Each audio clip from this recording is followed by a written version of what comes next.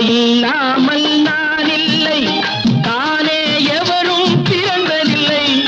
எனக்கொரு தாய் இருக்கின்றாள், என்றும் என்னை காக்கின்றாள். தாயில்லாமல் நான் இல்லை, தானே எவரும் பிறந்ததில்லை. எனக்கொரு தாய் இருக்கின்றாள், என்றும் என்னை காக்கின்றாள். தாயில்லாமல் நான் இல்லை.